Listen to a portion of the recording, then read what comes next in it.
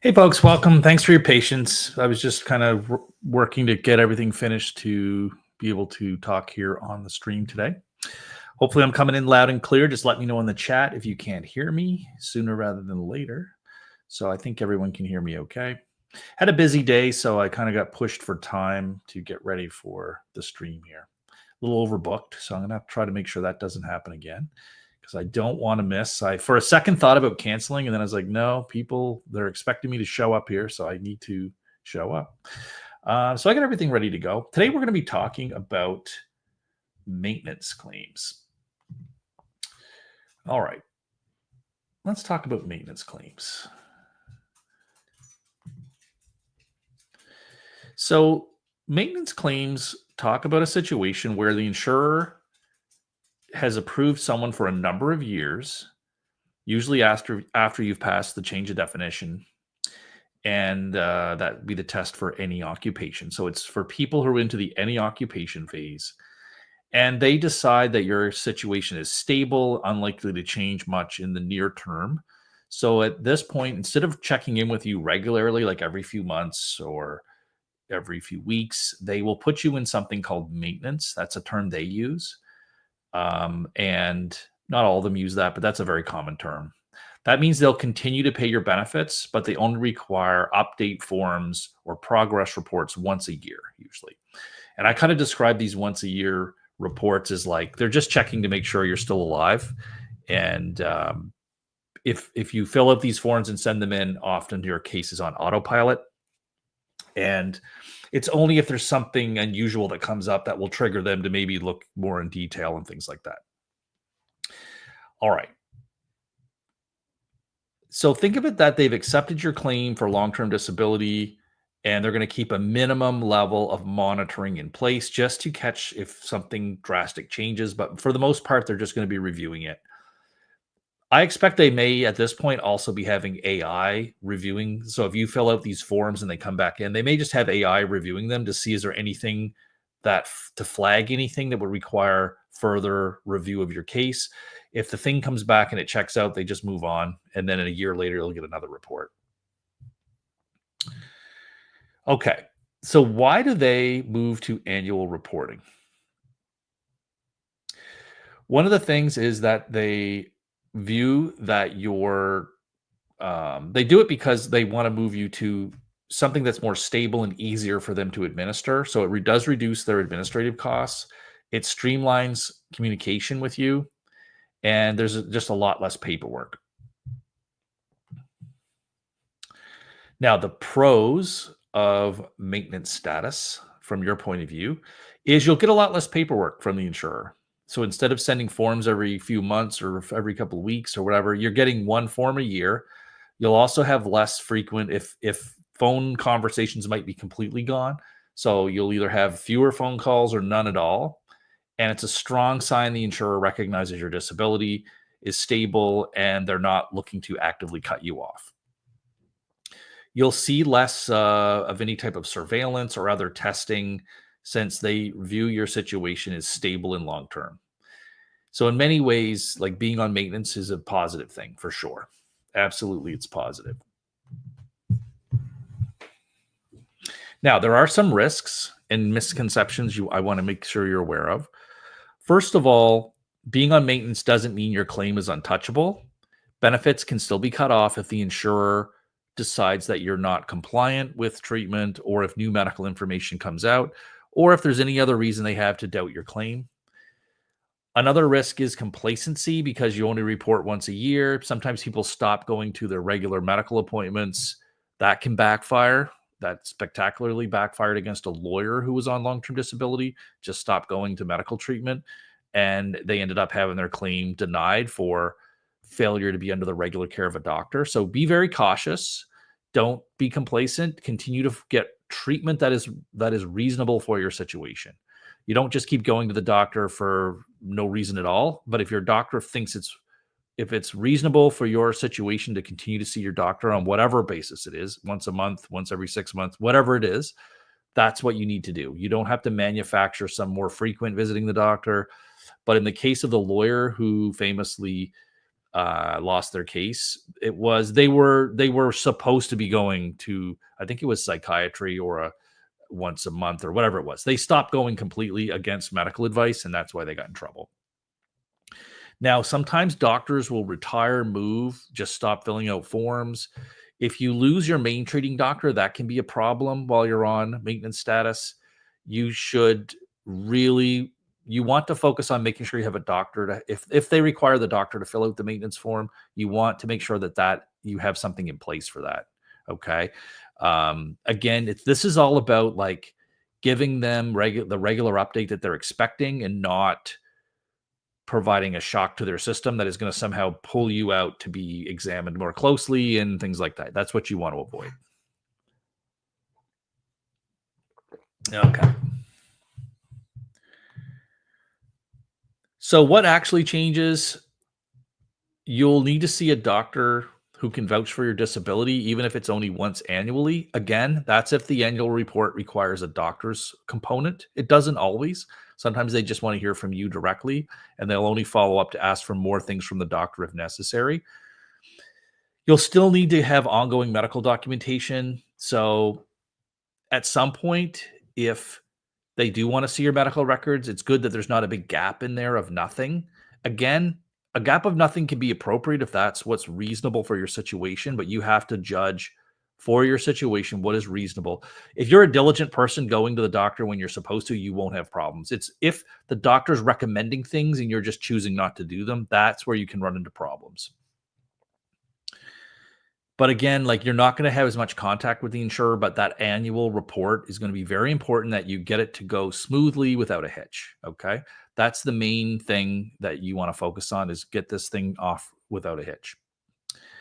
So, how to protect yourself, just a review of what I've been saying here is see your doctor regularly. Regular will be defined in your own situation for what's reasonable. Don't ask me like how often should I be seeing my doctor? Should I be like I can't tell you. It's based on what a doctor thinks is reasonable in your situation, not what a lawyer is going to tell you. There is no right answer to that. It has to be you will know because if you're most people who are asking that question are not going to have a problem because they're willing to go to the doctor when they need to. It's going to be people who are just fed up with going to the doctor. They don't go to the referral. The doctor refers them somewhere they don't go. Those are the people that are going to get in trouble. You want to make sure the doctor understands your LTD situation. And if they need to fill out a report annually, that they're able to do it for you and you give them lots of time to get it done if need be. You can also keep track of your own notes and things. Again, not necessary in all cases. And sometimes getting people to over focus on documenting things can put you in a bad state of mind. So I'm not saying that you have to do that, but it can help if you only fill out a report once a year and you want to keep track of what treatment you've had and things you've done. You could keep a little journal so that when it comes time to fill out this annual report, you have something to draw on. Don't assume that you're just safe forever if you're into this maintenance mode. We've had plenty of people I've represented for different reasons who got their benefits cut off during the maintenance period. Oftentimes it can be a mismatch between what you're reporting on your annual report and maybe what you have on social media. So every now and then they may audit and look at what you're reporting and just go and audit through and go to your Facebook and see different things and just to see are things like, is this consistent with what they're saying? If there's obvious like differences between what you're reporting, your lifestyle is and what you're showing online, then that will cause problems and can result in them doing more in-depth surveillance to try to find inconsistencies and cut off your benefits on the idea that you're lying, exaggerating your disability. And so that's one of the things you have to be careful of. Get legal advice if needed. I wouldn't say you need legal advice for every time you have to fill out a form. I do like to review these forms that people get on this program just so that you have some idea of what to look for and how to go about it. But generally with these forms, I recommend people fill them out. Try to have as few changes and things to the form as necessary. You want to fill the forms out truthfully and make sure that you're being comprehensive in what you're writing. All right. So just to wrap things up, being on maintenance status is usually a good thing. the insurer recognized your disability and you have less contact with them, which is always a good thing when you're on long-term disability. Doesn't mean you can relax completely. You do have to stay engaged to make sure that you're getting the information in when they need it and that you're following up on your treatment appropriately. Okay. That's where, yeah, you can reach out to us for a free consultation. Let's take a look. Now, someone had sent in a form they wanted me to look at. That was one of the things I was trying to get ready for the session here. I believe I'm going to check it out one more time to make sure I've redacted it properly. Let me go have a look here. Let me do one more check. Okay, perfect. Yeah, this is looking good. Okay, I've redacted it all out. So I'm going to share my screen and we'll take a look at this form and go through it together.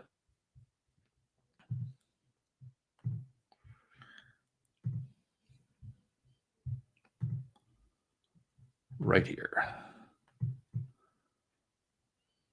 So this is an example. This is a good time to be talking about this because it's exactly what we're talking about today. This is an example of a form. Okay, bear with me here. Oh, you're not seeing it yet. Sorry. I'm looking at it. You're not. There we go. Okay. Yep, here we go. Okay. So this is an example of an annual report form from an insurer, one of the big three insurers. You'll put you fill in your claim number, LTD, WFP is waiver of premium. You might have both of those benefits going on, so you just check that. Very easy here. Plan sponsor name, that would be your employer. And plan member name, that's you, your certificate number, address. What is the nature of your disability and present condition?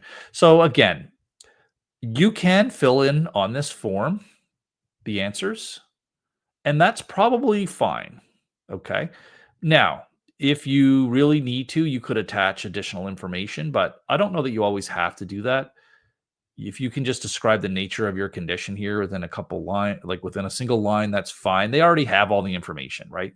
You just have to, they want to know, like, is the same nature of your disability the same as what we have on file? Like if you write in some completely different thing here, that's going to be a red flag, but they're looking just for continuity. So you just write in the same thing that you're dealing with. Now, if there have been any developments, you will want to put it down here, outline any changes to your condition.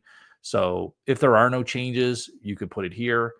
If there's been some, you could say are no changes, continue to be good days and bad days, whatever.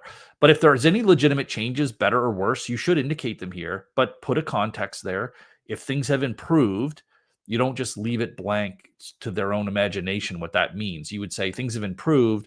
I'm now able to sleep 6 hours a night instead of 4 hours a night or something like that. So if there's been improvement, be specific about what it is. If you just generally say you've improved, they will take that to mean you're all better and you're now capable of working. So list doctors, consulted, or hospitals. This would, again, just be for the last 12 months. So doctors you've seen the last 12 months, you'd write them in here, the dates. If you needed more than 3, you would just put an attached sheet to this and just say, see attached sheet, and then you would list them there. Or if there's less than 3, or 3 or less, you just write them in here. Same thing for diagnostic tests. There's room here for 2 of them. If you've had more than 2, just put see attached sheet and then go and write them on the sheet. Okay. Current treatment programs. So again, there may not be anything here, but same idea. You would write them in. These would be things like physiotherapy, psychology, like any kind of where you're going regularly to someone for treatment or some type of rehabilitation or massage therapy, whatever it is. This is where you would put that in. How often you're going, name of provider. Same thing with medications. You may need more than 3 spaces. So if you need more than 3, then just write see attached sheet. On your attached sheet, you'd have list of current medications as a title, and underneath you'd list them all. And you'd have just use the same columns that they have. No reason to go different. Try to present the information like they have it here with the same type of columns and things. All right. Plan member information. Now, this again, this is a form that is meant for you to fill out, not your doctor. So that makes it a lot easier and cheaper for you to do this. This one here, probably recommend that you attach a sheet because it's going to be difficult sometimes to fill this in here. Please describe your current normal daily routine, frequency of any volunteer work, sports, etc. So this is this is a very broad question and difficult to answer. But the idea here is they want to know, do you get assistance with daily living, personal care, and household? You might put yes. Oh, that's for the next, sorry, that's the next question. So for this one here, please describe your normal daily routine. You would just fill this in to the best of your ability. Again, think through the kind of things you do. I would probably attach a sheet so you could give a lot of qualifications here that your normal daily routine. If some days it does include some volunteer work or sports or things, you would indicate that in here, but you would want to give like a broad view of there's good days, there's bad days, if that applies to you. Here's the range of things I could be doing, that kind of thing. All right. Again, they're looking for continuity with what you had before, but if there are new things, certainly put them in here. Now, second part here, do you receive assistance with activities of daily living, both personal care and household? A lot of people will get help with, think of like, what I ask people here is like, think of it this way, like, are there things that you wouldn't be able to do if you had to live on your own? If so, then you could say yes. Like, these are things I'm getting assistance with that I'm not capable of doing on my own on a regular basis without flaring up my condition and all that kind of thing. So if you put yes here, again, I probably would answer this on a separate sheet because just to give yourself more room, but talk about the type of help you're getting. So often it's just from a spouse or someone you live with, and they're talking about frequency. So they're kind of framing this to be is someone coming into your house like a care attendant or something like that. So you could indicate that there's no one coming in, like it's my spouse is helping with these tasks, my kids help with this outdoor work, whatever. You would just put it in here. It's not that critical. The critical thing here is like, don't write down things that you are getting help with if they would be able to go and film you out in your lawn or somewhere doing things without any help, doing those exact things. So just be careful not to put things down here that they're going to be able to contradict. So like, for example, don't say here that I'm not able to do driving as part of my daily living if they're going to be able to get a video of you out driving somewhere. Don't say, oh, I can only drive for less than 30 minutes if they would somehow be able to get you driving for 31 minutes. Just be very careful about putting limits. If you're going to put any type of limits, give ranges and say that it can be more or less. Be very careful about giving something where they can show that you are doing more than you said. So if you said I can only walk for 5 minutes before I have to sit down, are they going to be able to go get a picture of you walking for 6 minutes or 5 minutes and 30 seconds? Like anything like that where they can contradict what you're saying, you want to make sure that you're being accurate in how you're describing your abilities and giving yourself some leeway.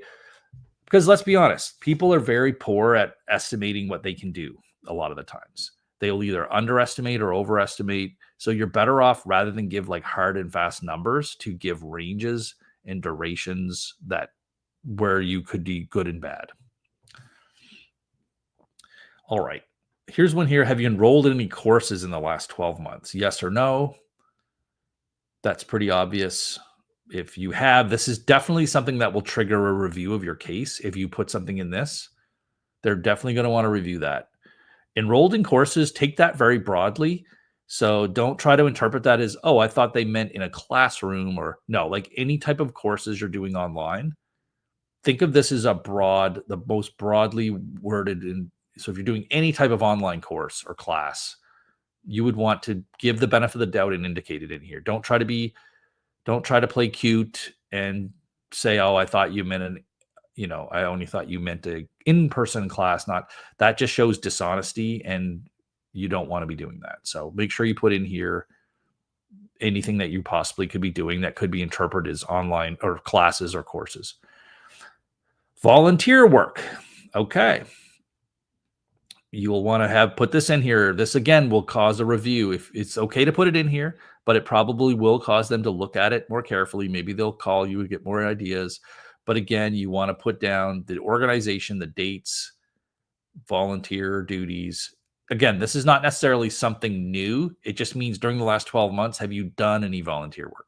Assume if you've done anything that it is that they have it on video, right? So you wouldn't want to say no, and then they have you on video doing some type of volunteer work. Now, volunteer work, maybe it's not for an organization, maybe it's just for your family or whatever. I would still interpret this as broadly as possible. If you volunteered your time to help anybody, even if it wasn't for a specific organization, I would say see attached sheet, and on the attached sheet, just describe whatever volunteer work you've done, even if it's for family members, friends, or whatever. Err on the side of like giving them more information rather than have them come back and realize that you aren't being fully upfront with them. So this is generally going to be thought of where they're generally what this is looking for is like, do you have a regular volunteer role that you're doing almost like a job? And that's how they will treat it. They will see, is this really like a job? And if you're doing enough volunteer work, they will conclude that probably you could be working for paid work.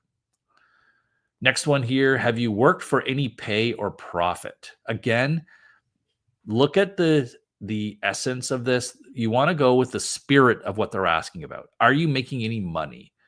So don't play cute with this. Don't say, well, I got dividends. I did this other thing. Like if you're working for a family business and you're getting paid dividends, you're playing with fire.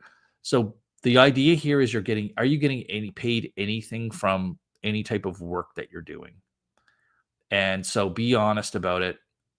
Attach a sheet if there's more than one thing or if there's any kind of duties.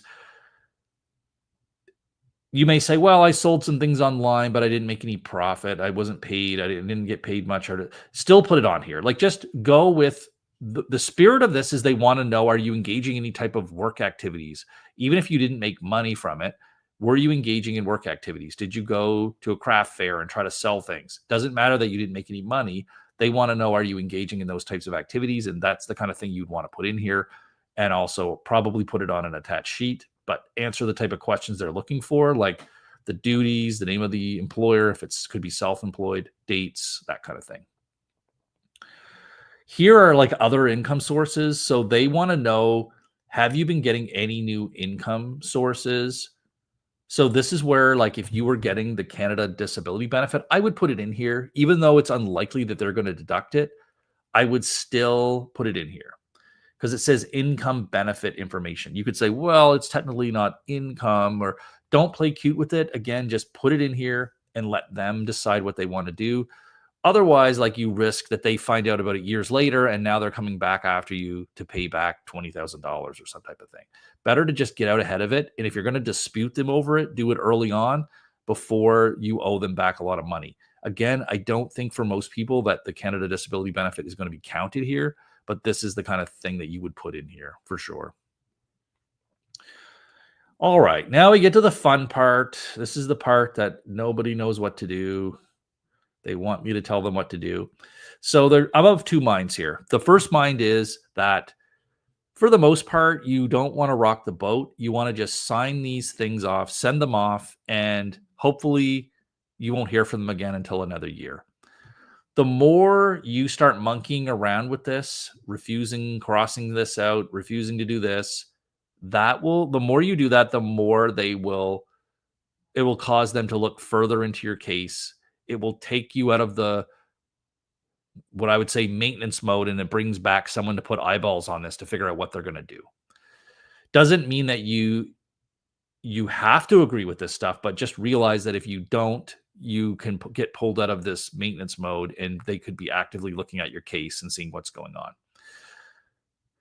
So the answer to this, there's no right or wrong answer on whether you should be disagreeable with this stuff or not. Certainly a lot of this stuff is very objectionable from a lawyer's point of view. It really is. I'm not going to lie. But again, you have to be practical about it. A lot of this is very low risk things that they are asking of you. So it's very low risk. So it's not always worth your while to It's not worth your while to challenge a lot of these things in many cases. Okay. I find some people get very fixated on this stuff, and it's not worth your energy most times. Just sign this thing and send it back in. A lot of the stuff you're agreeing to here has no bearing on anything. Okay. But as a lawyer, I do want to say, like, go through what you're agreeing to here. I don't like a lot of these things. I don't feel like a lot of these things are necessary for the information that they need. So yeah, legally, you could get away with arguing you don't want to agree to some of these things, but it puts you in a situation where you're just calling more attention to yourself. You're causing them to figure out what they have to do.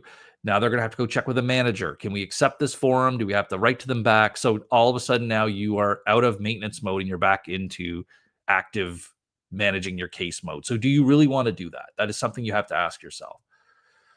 Things that I don't like about like this form in particular, I never have a problem with them saying that the information on this form certifying that it is correct. But what I don't like is when they include things like this and any further, this part here I don't like.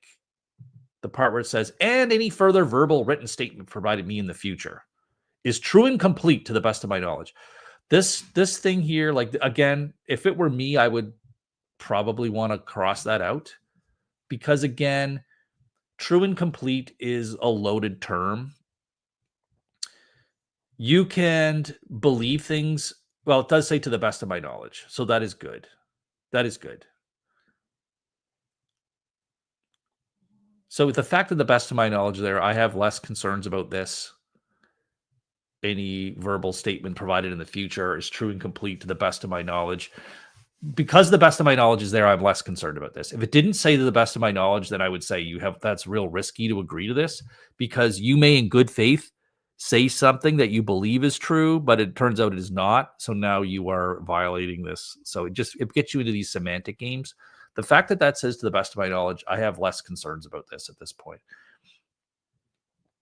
I agree that both my claim and coverage can be denied or terminated as a result of providing false, incomplete, or misleading information.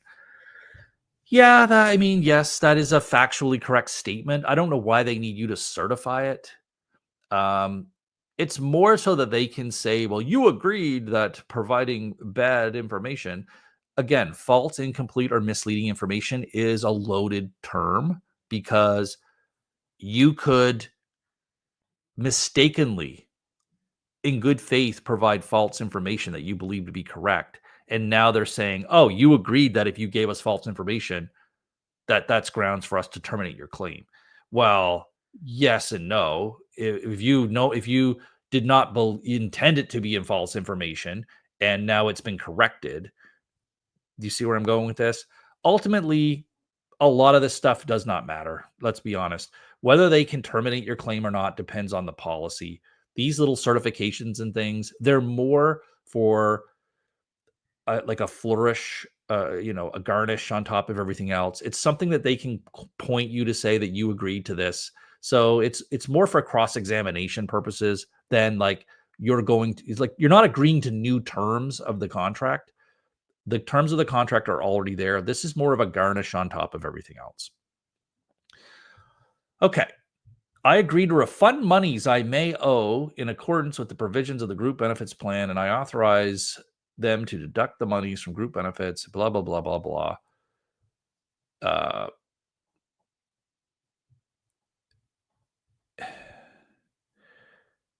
What does this say? I agree to refund monies that I owe in accordance with the provisions of the group benefits plan and authorize to deduct such monies from my group benefits.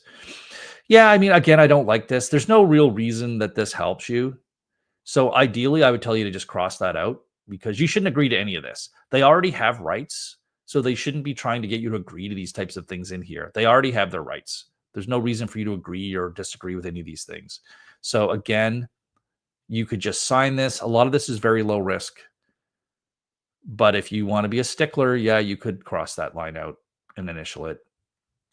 Again, I'm not talking to anyone in particular. Someone sent this in for me to review. I'm not giving that person, this is not direct advice to you. I'm just talking in general that this kind of line is not a great line, honestly.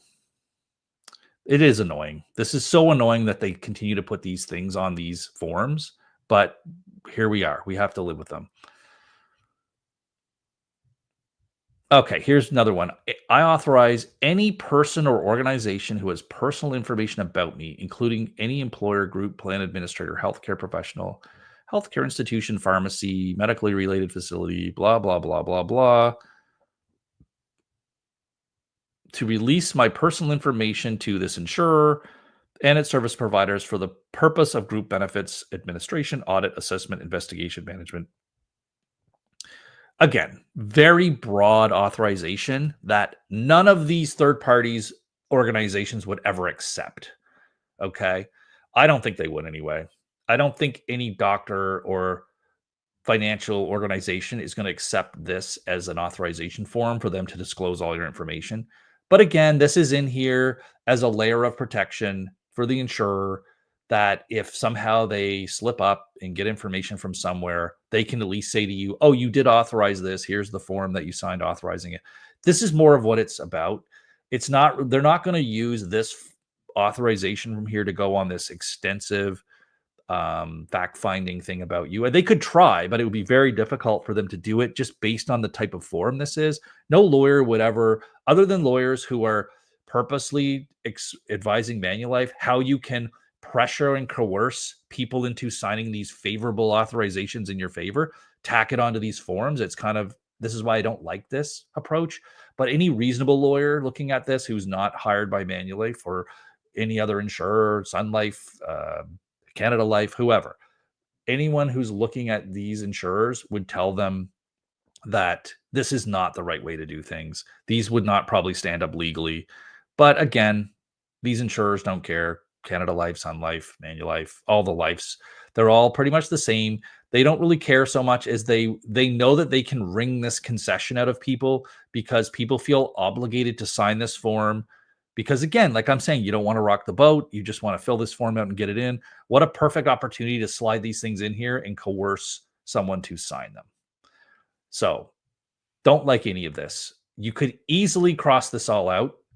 You could easily cross this all out and say that I will provide authorizations on a case by case basis.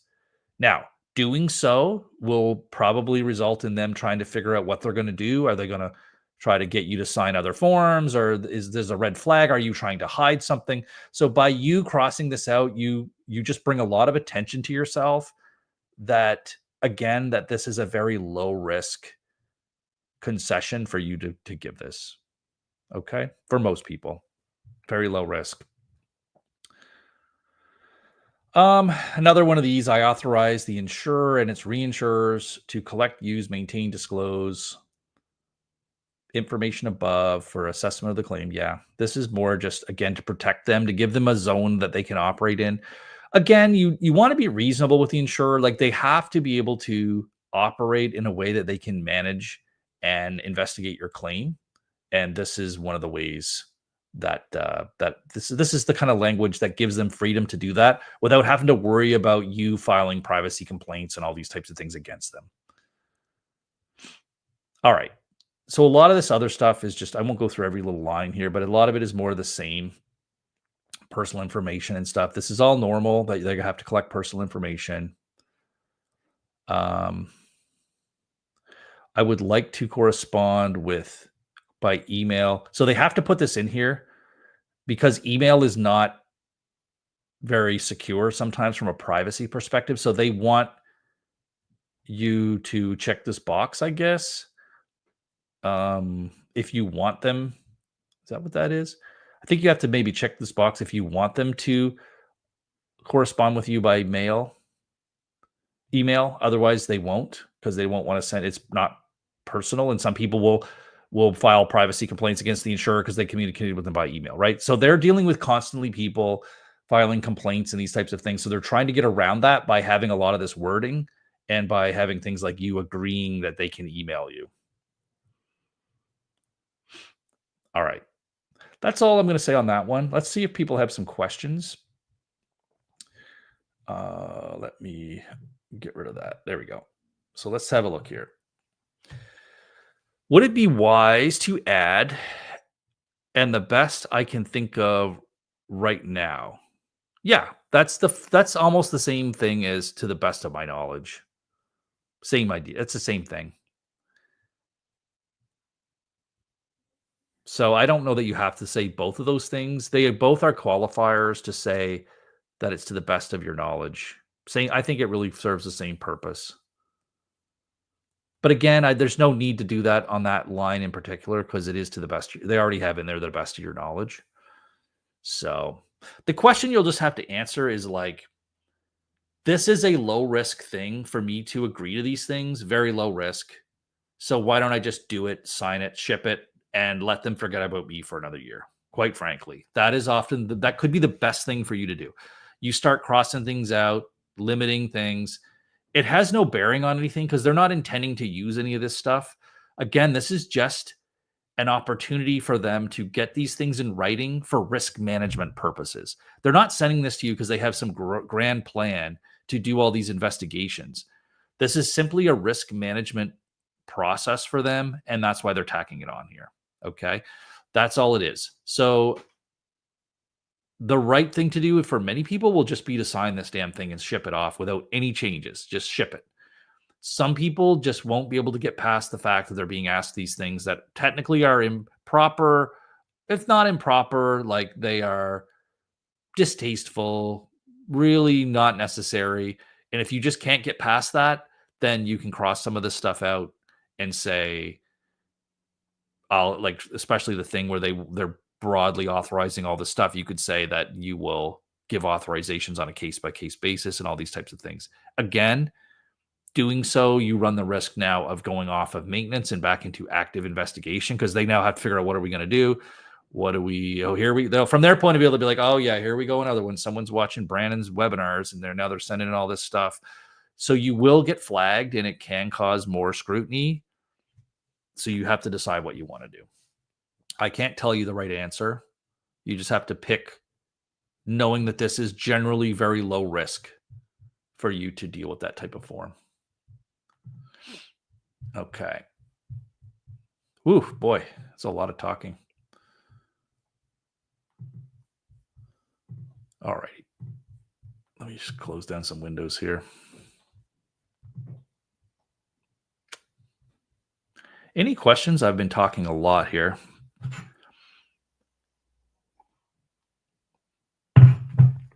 Ugh.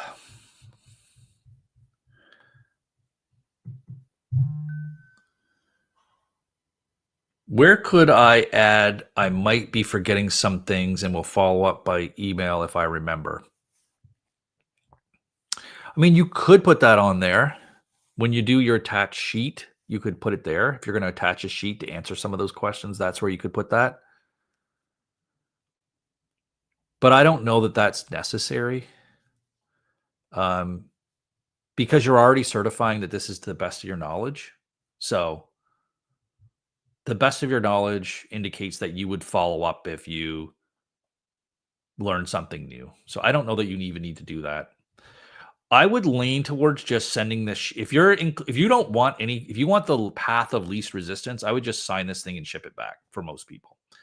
The more you start adding things, like even trying to fit where, if possible, if it's possible for you to fit everything on the form itself, just do that. Because even adding attachment sheets will cause another layer of scrutiny sometimes or whatever. But I wouldn't be too concerned about adding sheets to answer questions. But again, if you're looking for path of least resistance, I just wouldn't add things here. That type of thing, like it's a good suggestion, but I don't think it would really make a difference because they already have in there, to the best of my knowledge. That's already in there.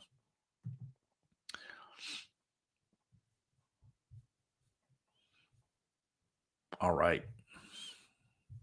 Well, I'm going to give it time for maybe one more question, and then I do have to run. I've got to go to a dinner with some people tonight, and it's been a very, very hectic day, very hectic afternoon.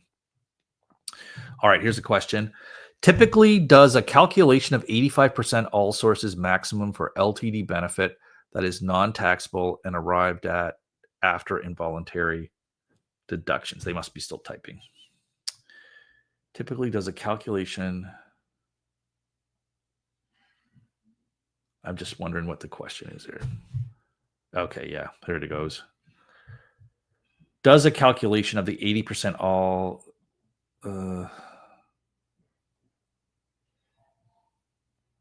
okay, here we go. All right, let me read that again. So typically does a calculation of the 80% all sources maximum for an LTD benefit that is non-taxable and arrived at after involuntary deductions include the deductions, EI and CPP amounts, and any other deductions or just the income tax amount?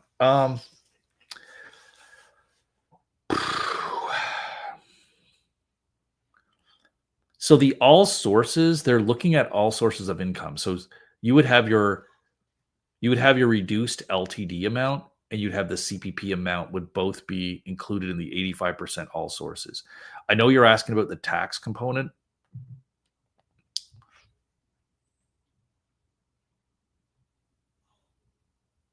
Yeah.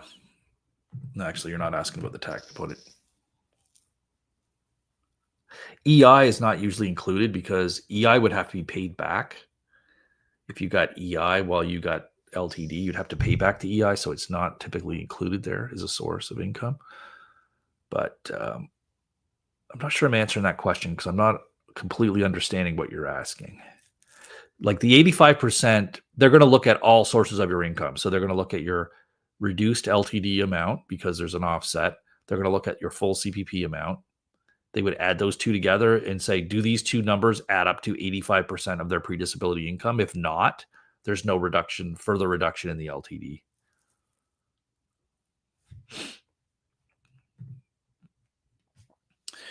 This is a good question from M. Blanc. How do they decide who gets the doctor's form and who gets just the one to the claimant? Yeah, I don't know. It really just depends on the insurer and what they want, I guess. I think it's more common that there's no form to the doctor. Once you're in true maintenance, I don't think forms go to the doctor anymore. So once you're on this maintenance mode, I think it's going to be like the form we looked at. It's just going to be you filling it out. And what they'll do is if you indicate there's some new medical thing or a new doctor, like those parts of the form that you filled out, they'll follow up with a form for the doctor to fill out. Otherwise, I don't think you're generally going to see medical reports when you're in the true maintenance classification.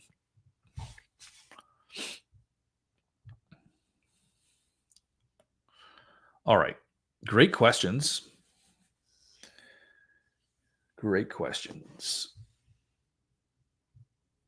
Hopefully there's no one typing because I am about ready to leave. Hope you're not going to be that poor person who's just typing out a big long thing only to have me leave. So I'm leaving. I'm going to turn off that question.